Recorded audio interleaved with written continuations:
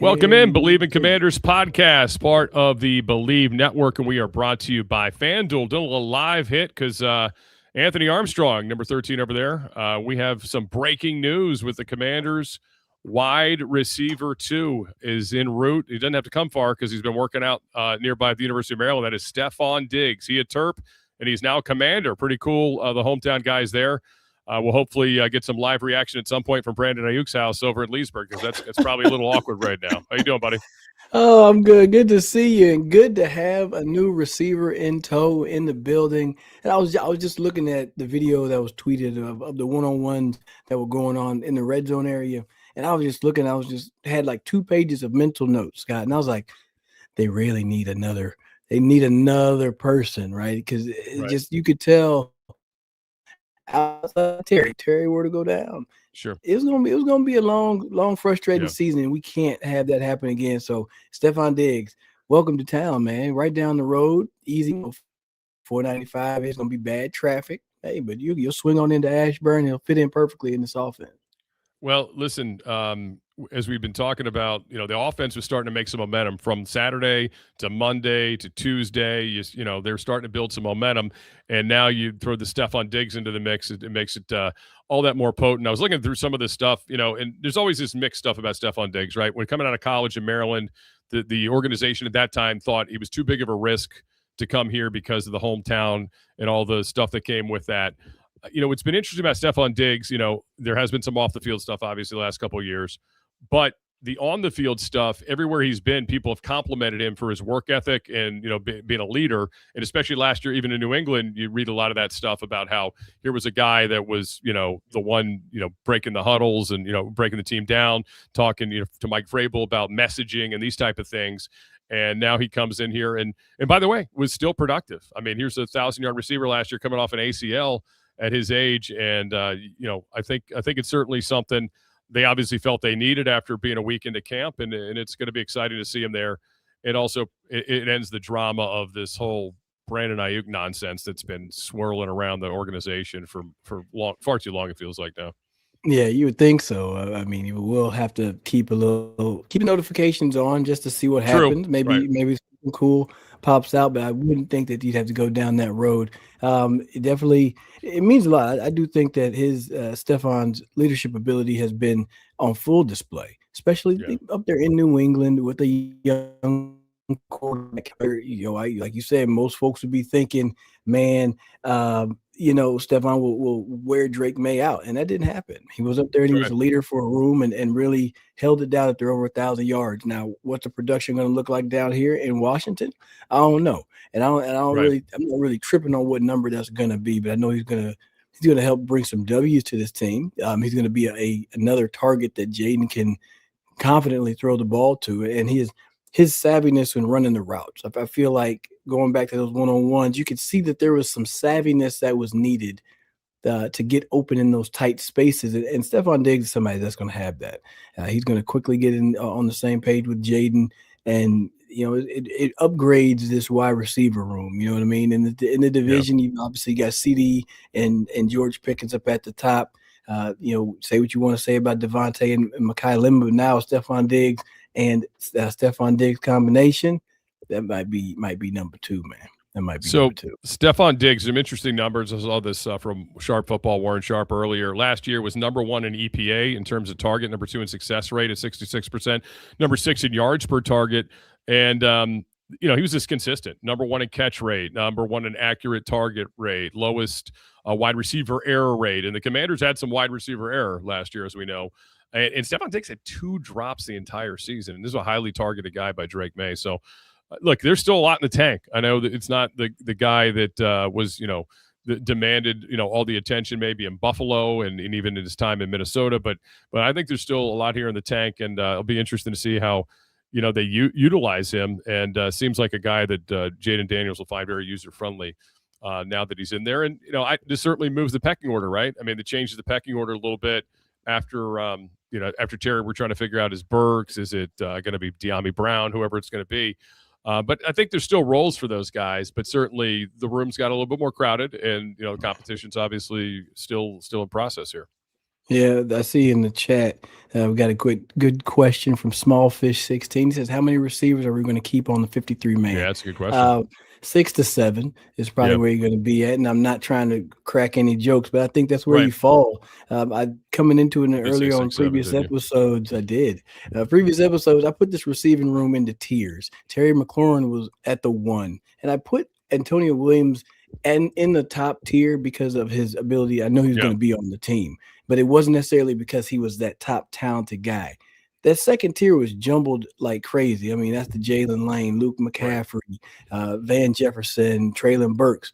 That's where the battle is at. That's where these Yeah. guys are going to have to shake out. And I think what they've quickly learned just in this first week of camp is they said, hey, we need another person that's a tier 1 talent, a tier 1 player that we can know that he's going to be able to get open. And that's 3 top people, right? Yeah. It's tough to expect, a Jalen Lane to. He's like, you're waiting to see him make a big jump going into his 3rd year. Same thing with Luke.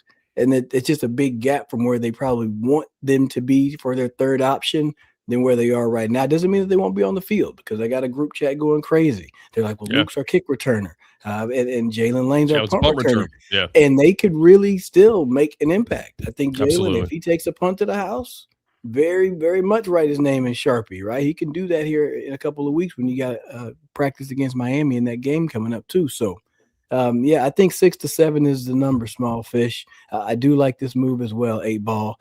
Shout out to MJG. All right. And again, keep the comments coming. You can always like, comment, and follow, of course, this podcast. We'd appreciate you doing that where you find your better podcast. Believe in Commanders, again, brought to you by FanDuel, part of the Believe Network. That is number 13, Anthony Armstrong. Scott Jackson here with you. And again, exciting day here for the Commanders. I was literally just at a college football practice today at Old Dominion, and we were talking to some of the guys that had been up to Commanders. I just came back, obviously, this past week. And there's just it's kind of been quiet, right? Like it's a good camp. It's like low maintenance camp, right? Like there's nothing crazy going on. But also at the same time, you're like, maybe need a storyline or something to get excited about. Well, here you are, literally an hour later from that conversation. We're there. I look forward to getting up there next week, early in the week to see it in person and see what Stefon Diggs, how quickly he builds chemistry with Jaden. But I mean, all this stuff about Jaden the last few days has been off the charts. I mean, I even saw it Saturday. You just can see, get the ball in his hands quicker. Accuracy's always been there, but it's really been there lately. And I thought that you saw some good things there. But Adam Peters, obviously, in his mind, had a price. And maybe Stefon Diggs. There was a story that I think it came out yesterday, Anthony, that Stefon Diggs, the holdup wasn't necessarily the Commanders or another team offering him. It was that he was really stuck on 2 years. He wanted to, because he's in this 1 year cycle here recently. And for a guy with his resume, you can understand why that's probably frustrating. But it just wasn't an offer that was being made out there. So finally, it looks like he's probably found the best fit for himself, in the hometown and with good money. I mean, $12 million, nothing to stick your nose up at. Bad, Not that ain't bad. bad at all. I'd be up there for 12. You could have moved that comma a little bit. I'd be up there, but that's neither here nor there. I don't know if I'll be the answer for you, but I like him coming in here because I think it also gives you a second veteran for these young receivers to look up to. Right, Debo did a great job when he was in Washington. He was a great leader. He was somebody that people looked up to, and the way he played the right way. Stefon plays the right way. He comes with the fire and the energy and the passion, when he gets the ball in his hands. And so, how that relationship works into the grand scheme of things when it comes to touches and the cadence of where the ball goes, that's something to be seen. But I don't feel like it's going to be an issue. You know what I mean? I don't think that that's going to be something that you're going to have to worry about. You mentioned a younger player wants the ball is going to be a little bit louder about it. A guy who's a veteran and he knows the value that he brings. He understands that the ball will find its way to him. He doesn't necessarily have to go and bang the chest and try to go knock on the door to get it. Yeah, and I think from you mentioned Antonio Williams. I mean, here's a guy he could really look at, right? Like in addition to Terry, to learn from. And I think a lot of this stuff over the middle, that's where Stefon really flourishes right now in this point of his career. I think, give Jaden a reliable guy to find over there. I mean, last year, in the last couple of years with Jaden, we know like his kind of the guy he trusted the most in some really tight spots was Zach Ertz, who's obviously no longer here, right? It was really his red zone guy. So this gives them another red zone target too, in addition to a guy that's going to move the chains for you.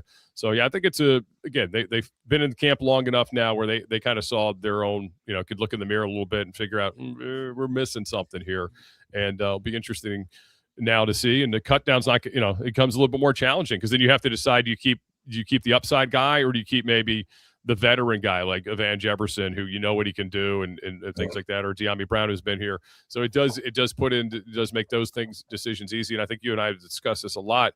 Special teams, right? Because Terry and obviously Diggs are not special teams guys. I mean, they're not playing teams. So for these other players, I mean, and we just mentioned two of them, Luke and obviously Jalen Lane, that their roles are solidified on special teams. So for these other guys, if it's 5, 6, and 7, they've got to certainly work on that.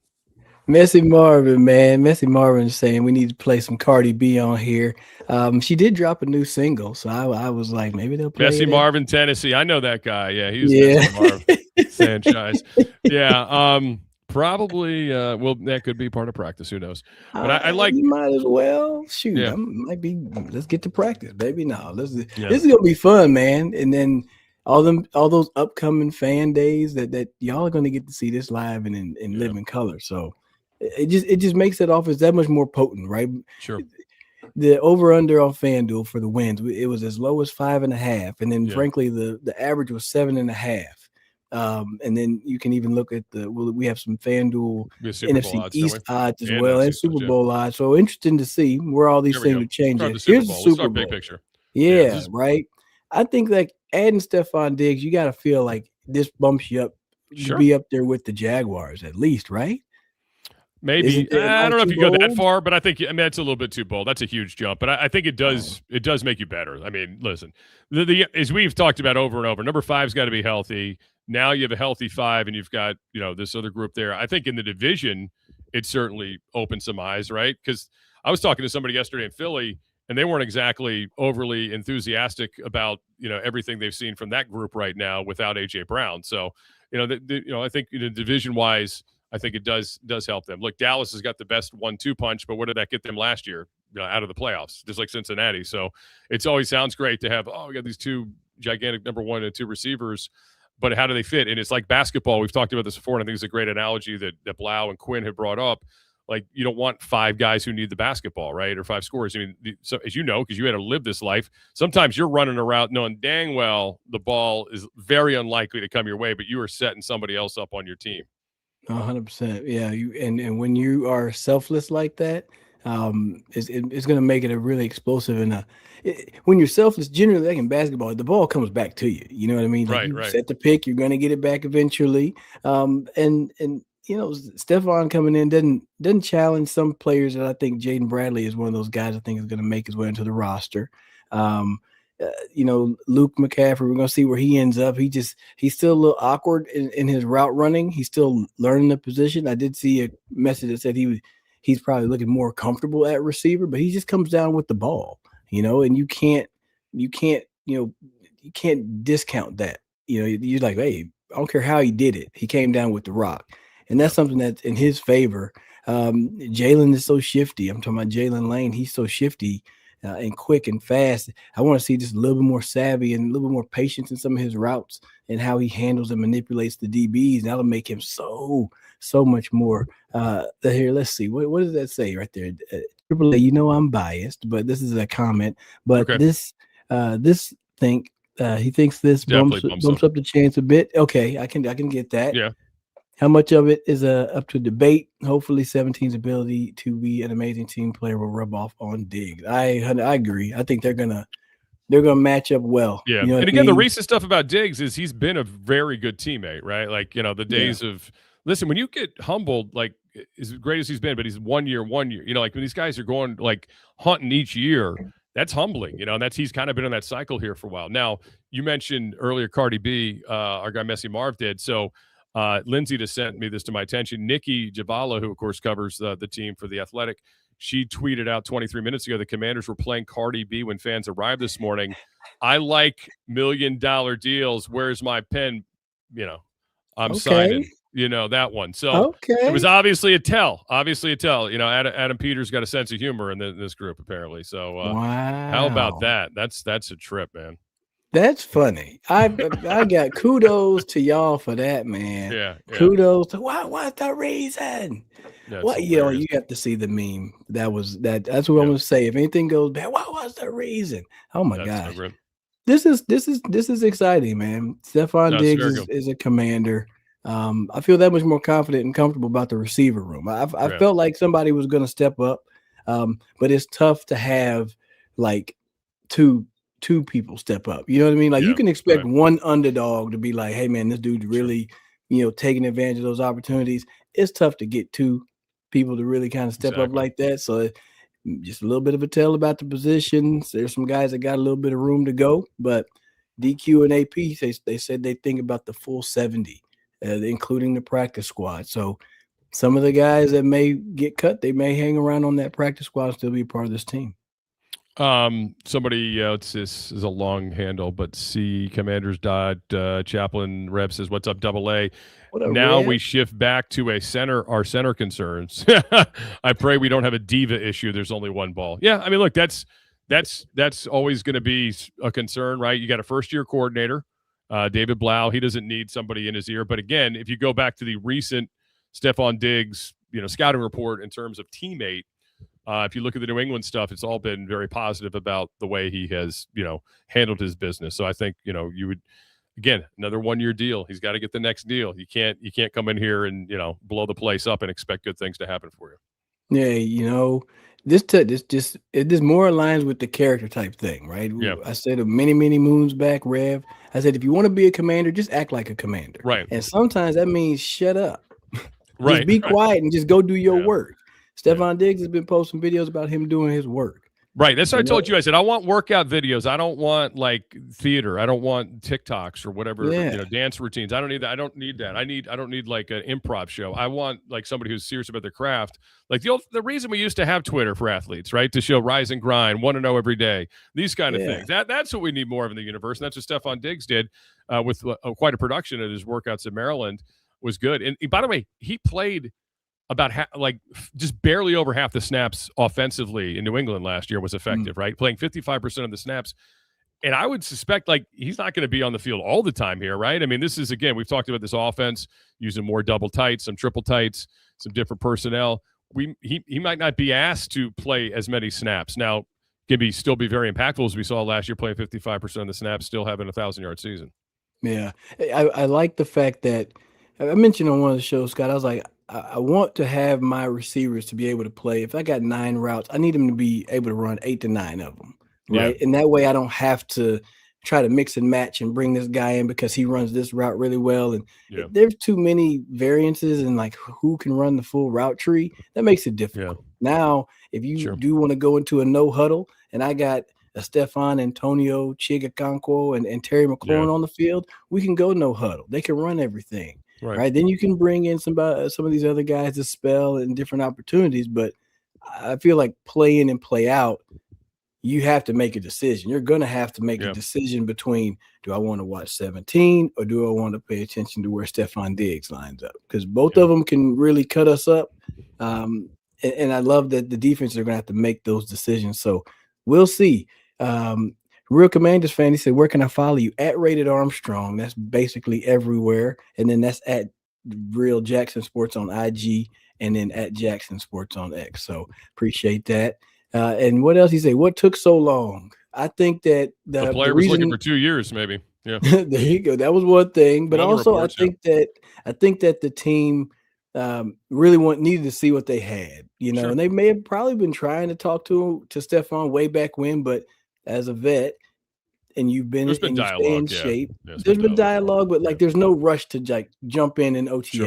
You get what I mean? Yeah. Like you get into training camp and when the pads come on, the stuff starts to shift. The guy that used to look real good when it was just jerseys and shorts. True. Right. Now pads are on and his technique ain't the same. He can't get, so certain things happen. And then they really can say, okay, hey, we need to go ahead and bring in this veteran to make it happen now. So perfect timing. He still got some time to be with the team before they go against the Miami Dolphins. And it's going to be fun, man. Should be exciting. Absolutely. You know, it's funny you say that. I was just reading or listening to something Jeff Hafley, the new Dolphins coach, is going to be in town next week, had to say about 7-on-7, how it's the worst situation for these teams, right? And it's bad for the quarterback, right? It gives you this unrealistic expectation sometimes, but you're right. I mean, who knows? Once we got into pads, a few days of padded practices, and they see guys that were getting separation, suddenly it's a little different. There's a pass rush, they're not breaking off as quickly.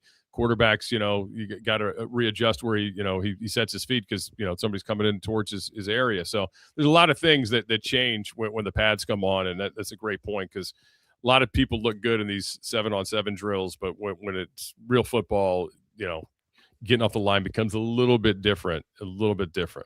Yeah, you have to show some savvy. I mean, y'all can go see the clip. I know that the one I was watching was JP Finley had retweeted it, but like on the first rep, you can see Diami manipulates the DB at the line of scrimmage and gets vertical, and then it makes the DB's hip get vertical, and then he's able to DB grabbed the back of his shoulder pad, but Diami pushed him by, and then was able to make that run.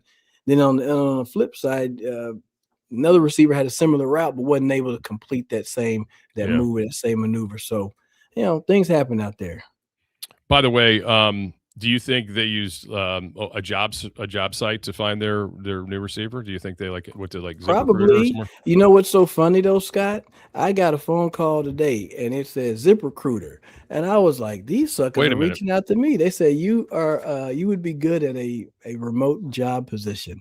I hung up so fast because I was like, I would have went to the ZipRecruiter website, and what I would have done is I would have typed in why I was good and why I was interested in any type of job on ZipRecruiter, Scott. And that's a new feature that you can do. So if y'all are watching and you're looking for a job, go over there to ZipRecruiter. They're going to have a space for you to put in the most interested and qualified candidates first. You have powerful matching technology. It finds the qualified candidates quickly, and the candidates, they're going to be able to tell in their own words why they're interested in the job. So just imagine if one receiver on the West Coast would have said, I'm best friends with the quarterback, right? And I don't like my current employer.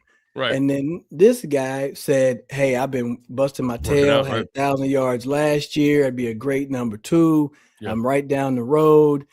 Plus I like the colors, right? Like all of those options. And so AP and DQ were able to go up there and say, boom, we want to pick this player. And they finally made a deal that works. So you do this for me. Try ZipRecruiter and meet great candidates who are going to go the extra step for your job. 4 out of 5 employers who post on ZipRecruiter get a quality candidate within the first day.